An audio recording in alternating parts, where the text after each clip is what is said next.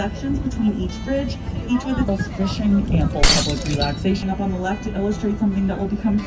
Now this bridge we're going under right now is the Michigan Avenue, recently renamed the